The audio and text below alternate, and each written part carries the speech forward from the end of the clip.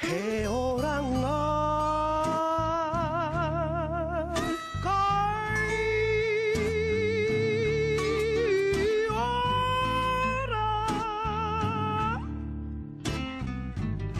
Tēnā koutou katoa.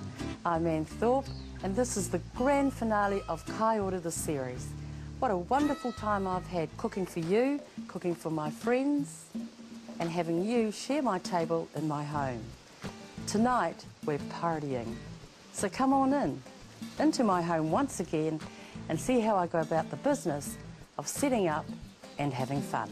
My manuhiri tonight are Peter Ehrlich and Karl. Pete's a bit of a dude, and Karl's our latest Hollywood sensation. Tonight, though, I let them loose on my grunty grill. You're fresh off the plane. I thought that the deal was that we come and we do the eating, not the cooking, but... Oh, well. Ooh, snapper, look at that. Let's get some oil on there, Karl.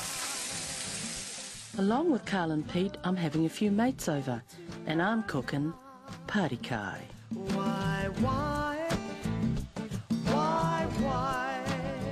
Now I'm kicking off today with an old-fashioned favourite.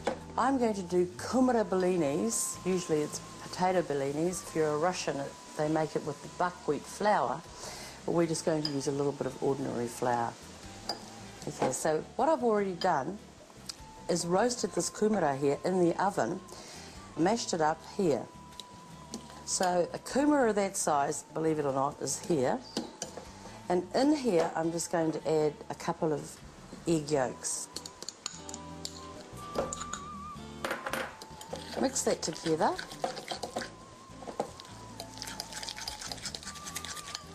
And a little bit of flour. Now, I'd say there was about a tablespoon of flour there.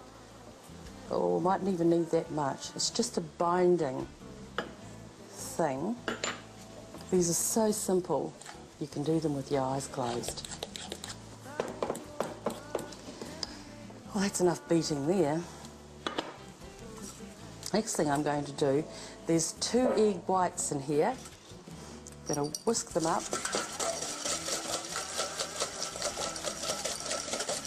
There's lots of exercise in the kitchen. I think it's about the busiest room of the house, actually. For exercise, I mean. Some people are luckier than others. Oh, I'm working up a little sweat here. Whew. Made it. Yeah, it's enough. Anyway, what I'm going to do now is I'm going to fold this egg white into this mixture. Don't stir it, fold it in. What we're going to end up with is a light, fluffy pancake affair. So the next thing we're going to do is whack them in the pan. Now we're only doing it lady-sized, so just grab a little bit and start putting them into the pan.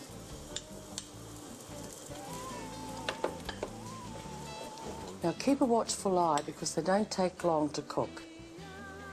You can tell when they start cooking when they bubble at the side. Little bubbles start coming through.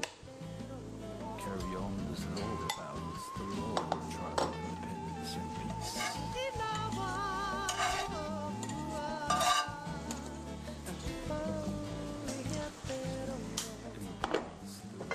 Now I'm just demonstrating these to you, how simple and quick and easy these things are to make. Put a smidgen of sour cream on the top. I don't like putting too much on. Just like that, using your clean thumb. There you go. Now this is as simple as going to sleep and waking up again. That's simple. And I'm just going to sprinkle the old karengo on the top, because us Māoris are into this stuff. The old seaweed. There we go. Simple as that. I'm going to make a hell of a lot more soon, but I'm going to get on to the next dish.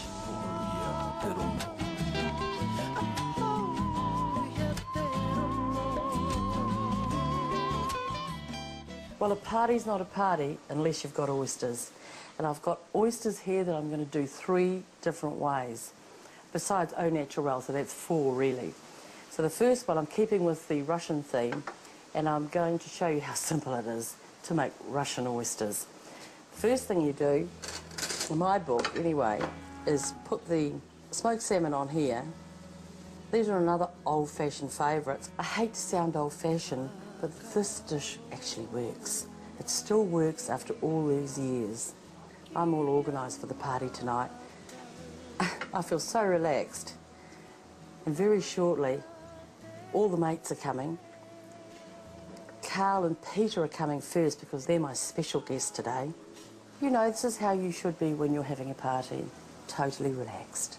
I'm going to chuck a bit of this caviar on it. Now, it's not the beluga.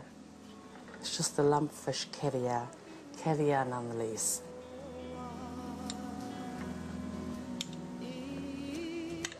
Here we are. Put a little bit of zest on it too. I love lime zest. It's fantastic stuff. Does wonders with food. Yeah, isn't that pretty? Look at that. Anyway, on to the next oyster dish. Get them out of the way. Pop them over there so you can admire them. We're going around the world with these oysters. Next we're going to Japan because I'm making Japanese oysters. In here I've got some wasabi, some mirin and some soy sauce. Spoon a bit on these.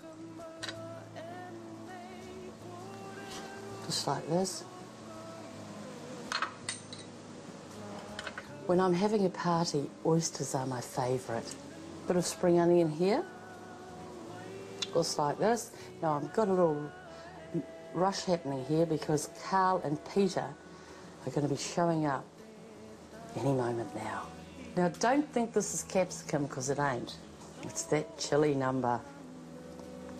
It's only mild, so I've blasted the whole plate with it. There we go. Look at that. How's that for colour? We're going to Thailand next. And in here I've got a little bit of palm sugar and fish sauce. I wanted to show you how much fish sauce is in here. Not much at all. You can combine all these things together, but I like to pour them over separately because it still makes me feel like this is sort of unadulterated. I'm not a big one on mixing things. A little bit of lime juice here over the top. Chilli, of course. Finish off with a bit of zest and some mint. Now usually I'd have coriander, but for a change we're having the mint. It's so delicious, and I've got this little bit out of my garden. And there you go. 3 ways to have oysters globally without leaving home.